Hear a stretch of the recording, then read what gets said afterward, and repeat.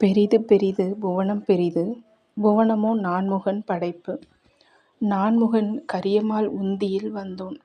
கரியமாலோ அலைகடல் துயின்றோன்.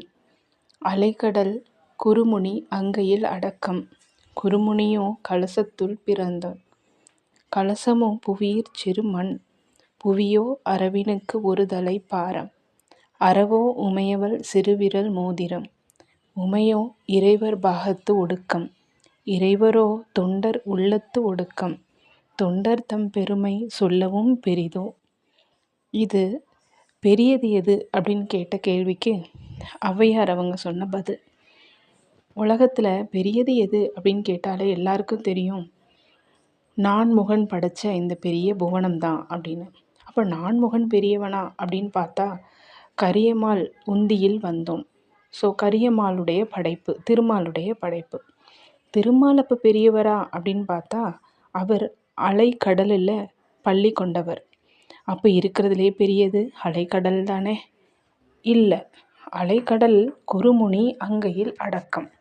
அப்போ குறுமுனியோட அந்த கையில் அடக்கக்கூடிய அளவுக்கு தான் கடல் இருக்குது. அப்போ அந்த பெரிய முனிவர் பெரிய ஆளா அப்படின்னு பார்த்தோன்னா இல்லை. அந்த குறுமுனியும் கலசத்தில் பிறந்தோன். அப்போ அந்த கலசம் ரொம்ப பெருசா? இல்லை. அந்த கலசம் புவியில் சின்ன மணி, ஒரு மண் அளவுக்கு இருக்கக்கூடிய ஒரு அளவு தான். அப்போ அந்த புவனம் ரொம்ப பெருசா பூமி அப்படின்னு பார்த்தோன்னா அந்த பூமி அரவினுக்கு ஒரு தலை பாரம். 5 தலை நாகத்தில் ஒரு தலையாக இருக்கக்கூடியது தான் அந்த பூமி. அப்போது 5 தலை நாகம் ரொம்ப பெருசு அப்படி தானே?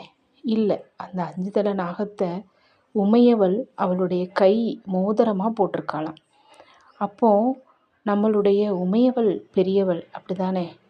அந்த உமையவளை தன்னுடைய பாகத்தில் ஒரு பாதியாக கொடுத்துருக்கிறாரு சிவபெருமான்.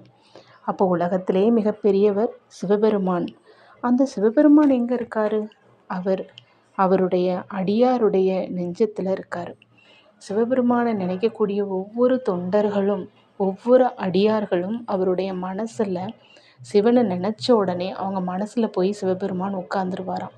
அப்போ உலகத்திலேயே மிகவும் பெரியவங்க அந்த சிவபெருமான் வந்து குடியிருக்கும் அந்த தொண்டர்கள், அவருடைய அடியார்கள்.